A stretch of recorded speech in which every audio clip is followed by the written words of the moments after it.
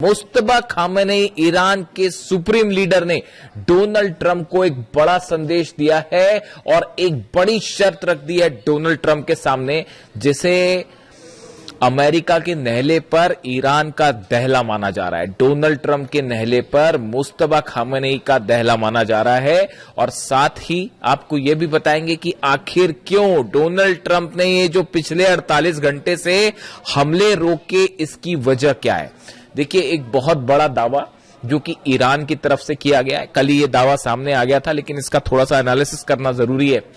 Iran की तरफ से दो बेहद अहम दावे किए गए। पहला दावा यह है, ईरान के Islamic revolutionary guard core IRGC ने दावा किया है कि ऑपरेशन विक्ट्री 2 के तहत मध्य पूर्व में अमेरिकी सैन्य ठिकानों पर किए गए हमलों में 200 से ज्यादा अमेरिकी सोल्जर्स मारे गए हैं और कई घायल हुए हैं। ये बहुत बड़ा दावा है जो ईरान ने किया। देखिए, जॉर्डन पर जो हमले हुए, कुवैत पर हमले हुए, बहरीन पर हमले हुए, इराक पर हमले हुए, यहां पर सीधा सीधा अमेरिका के बेसिस को निशाना बनाया गया और बेहद सटीक हमले किए गए। फतह 2 से हमले किए गए, फतह 110, जुल्फिकार मिसाइल से हमले किए गए, सेजिल मिसाइल से हमले किए गए और ये तीनों मिसाइल्स का कोई जवाब ना तो पेट्रियट के पास था, ना थाट के पास था। अमेरिका के डिफेंस सिस्टम की धज्जियां उड़ गई, चीथड़े उड़ गए।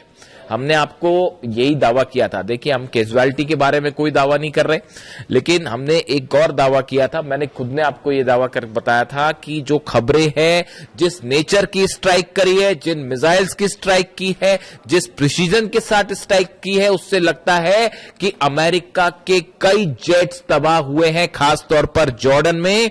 और अब ईरान की तरफ से भी यही दावा किया जा रहा है। ईरान कह रहा है कि साहब, जो हमले किए उसमें 11 तो फाइटर जेट अमेरिका के तबाह हो गए।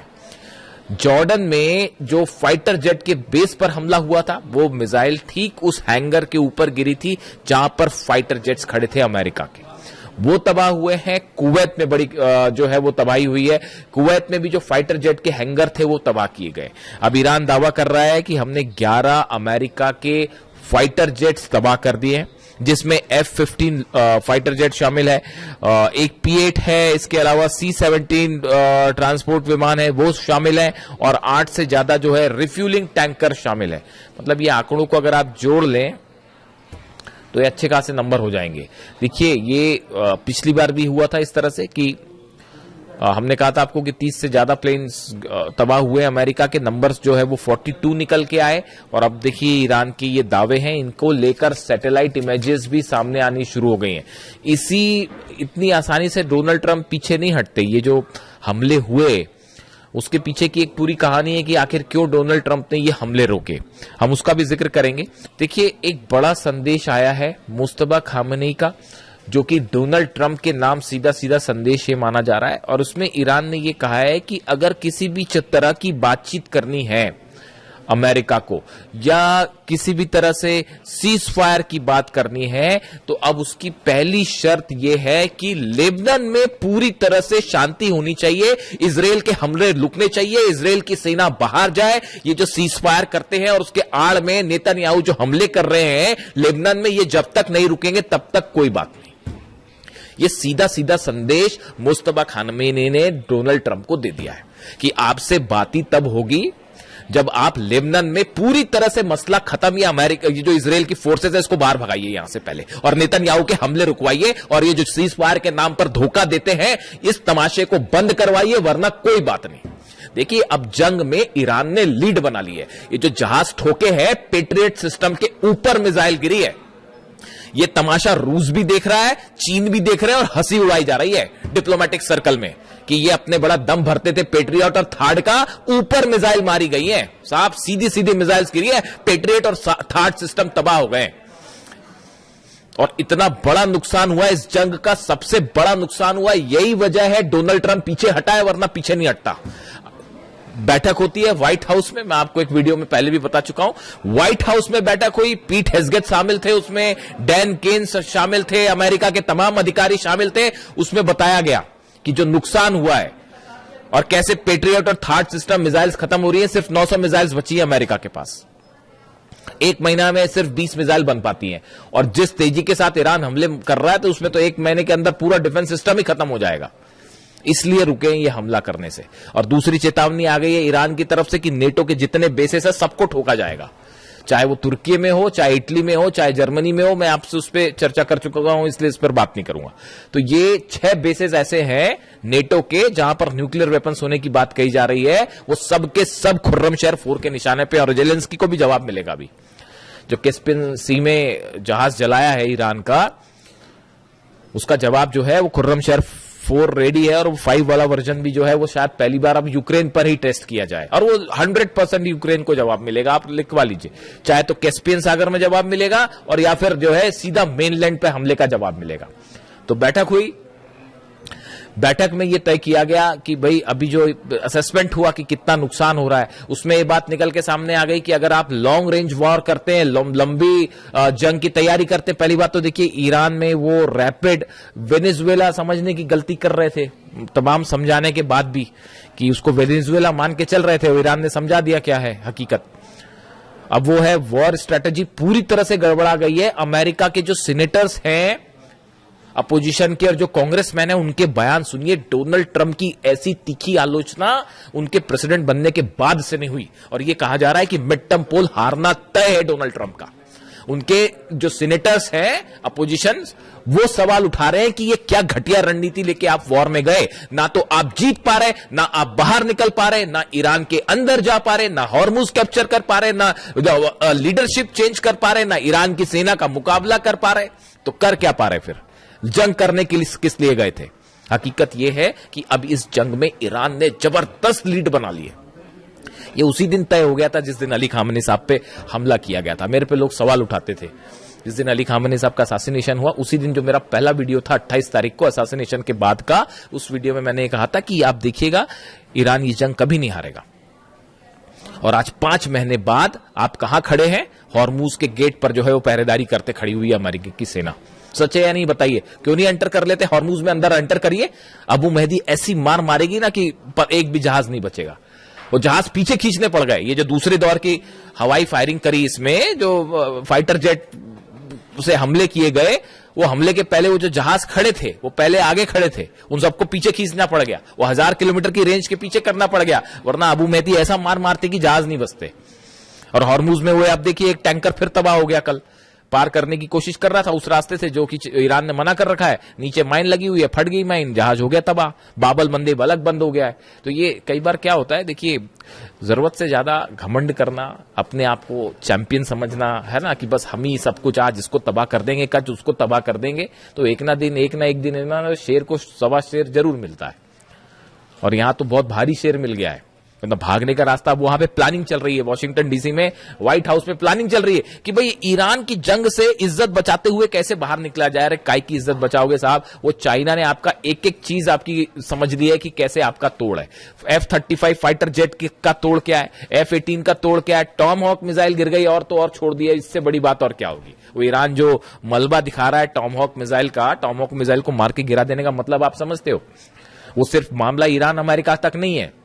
जब टॉम हॉक मिसाइल गिरती है तो चाइना उसकी पूरी पोस्टमार्टम कर डालता। अच्छा, इनकी ये मिसाइल इतनी स्पीड पे चल रही थी, इतनी ऊंचाई पे चल रही थी, इस सिस्टम से मार के गिराया। वो टॉम हॉक मिसाइल का तोड़ उसने निकाल लिया। F-35 जेट अगर गिर रहा है, F-35 जेट अगर तबाह हो रहा है, तो चाइना उसका पूरा एनालिसिस कर ले रहा है कि ये इतने ऊपर जाता है, इतने तेजी से मुड़ता है, इसमें इसको ऐसे टारगेट किया जा सकता है। वो पूरी काट निकाल दी अमेरिका के जितने वेपन्स हैं। आप देख लीजिए हालत क्या है। 18 शिप लेके आप पहरेदारी कर रहे हो, वहां पे खड़े हुए हो, अंदर जाने की आपकी हिम्मत नहीं है, खड़े हुए आप ईरान के दरवाजे पर। तो अब हालात ये है कि मुस्तफा खामेनी ने एक नया जो है वो संदेश दे दिया है डोनाल्ड ट्रंप को। उन्होंने कह दिया है पहले लेबनान में पूरी तरह से शांति करो, उसके बाद बात आगे बढ़ेगी, वरना हम बात ही नहीं करेंगे। और यूरेनियम तो भूल जाइए, वो सपना है, वो भूल जाओ, यूरेनियम नहीं मिलने वाला। पिकेक्स माउंटेन पर हमला करोगे, नेटो के बेसेस उड़ेंगे, यूक्रेन पर हमला होगा, और सऊदी में, यूएई में, कतर में, दोहा में, बहरीन में, कुवैत में एक भी ऑयल रिफाइनरी सलामत नहीं बचेगी, एक भी इंफ्रास्ट्रक्चर नहीं बचेगा। वो जो लंबे लंबे ब्रिज है बहरीन और सऊदी के बीच में, सब मिसाइल्स के निशाने पर है। और ये जो बोलते रहते हैं ना बीच में डोनाल्ड ट्रंप की बस अब इतने % मिसाइल बनी, दुनिया में कोई नहीं जानता ईरान के पास कितनी मिसाइल सिटीज है। तो जागरोस की पहाड़ियों के नीचे अली खामेनी साहब जानते थे पहले से कि आज नहीं तो कल जो है वो हमला करेगा अमेरिका, उसी की तैयारी कर रखी थी, 4-5 साल की जंग की तैयारी कर रखी है।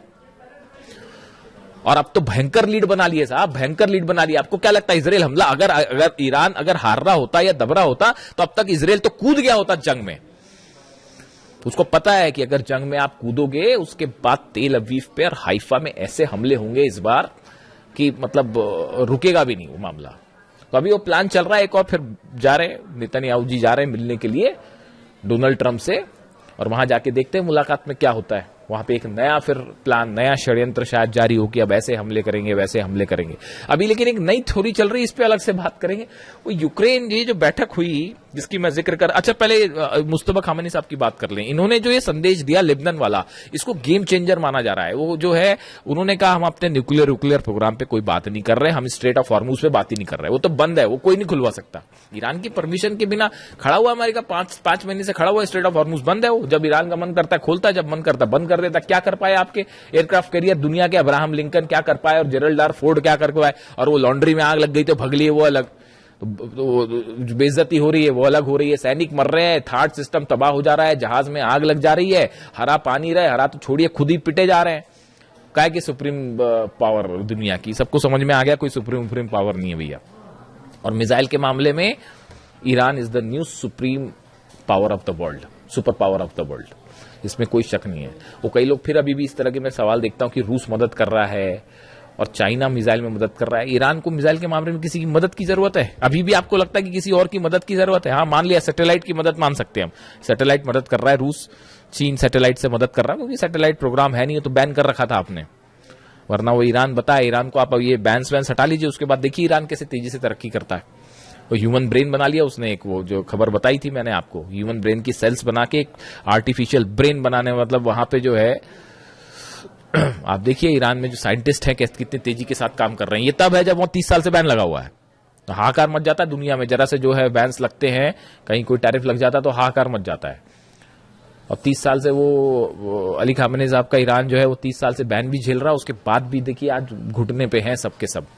तो अब इन्होंने मुस्तफा खामेनी साहब ने बड़ी प्लानिंग के साथ मामला पूरा लेबनान पे शिफ्ट कर दिया है, और इसका मतलब यह है कि न्यूक्लियर प्रोग्राम पर कोई बात नहीं बाद में देखा जाएगा, और हॉर्मुज पर कोई बात नहीं बाद में देखा जाएगा, खोलना है नहीं खोलना है, बंद करना क्या करना है, पहले लेबनान में आप ये जो तमाशा चल रहा है लेबनान में हमले करने वाला, इसको बंद करिए पहले, उसके बाद ही आगे बढ़ेगी बात। अब डोनाल्ड ट्रंप ने डिसाइड करना है क्या करना है, यानी फोकस। अब देखिए कहने का मतलब यह है, ये खबर अहम इसलिए है, ईरान ने मन बना लिया है कि अब इनसे जो भी बात होगी नहीं होगी, करना है नहीं करना है, ईरान अपने टर्म पे डिक्टेट करेगा, अपने टर्म पे डिक्टेट करेगा। कोई बात अमेरिका की नहीं मानी जाएगी, ना उनके वो जो बीच वाले हैं बात करने वाले, ना उनकी बात मानी जाएगी। वही होगा जो ईरान तय करेगा, जो अहमद वाहिदी तय करेंगे, और अहमद वाहिदी वही तय करेंगे जो खामेनी साहब बता के गए और जो कासिम सुलेमानी साहब बता के गए। वो कासिम सुलेमानी साहब की जो स्ट्रैटेजी है ना, उसी से जॉर्डन ठोका जा रहा है, और उसी से कुवैत ठोका जा रहा है, उसी से थार्ड और पेट्रियट ठोके जा रहे हैं। इसीलिए नहीं डरते थे डोनाल्ड ट्रंप कासिम सुलेमानी से कि अगर कासिम सुलेमानी होते तो पता नहीं क्या हो गया होता। खुद डोनाल्ड ट्रंप ये कहते हैं पता नहीं कितनी तबाही मचाते हैं, और सही कहते हैं। खैर, तो अब हालात ये है कि डोनाल्ड ट्रंप के सामने नई शर्त रख दी है लेबनान वाली। दूसरी तरफ ये बड़े बड़े जो प्लेन गिराने वाले दावे हैं, इसमें थोड़ा सा टाइम लगेगा सामने आने में। बाबल मंदेब जो है वो पूरी तरह से बंद है, क्लोज्ड। ईरान ने हुतीस की मदद के लिए बैलिस्टिक मिसाइल ड्रोन्स का एक बड़ा जखीरा तैनात कर रखा है यमन में, खासतौर पर बाबल मंदेब के आसपास। और लगातार जो है वो लड़ाई चल रही दोनों तरफ से। आपने देखा ही कल यमन में किस तरह से हमले हुए, और सऊदी लेड फोर्सेस और हूती के बीच में आमने सामने की जंग शुरू हो गई। कई गाड़ियों को आग लगा दी गई।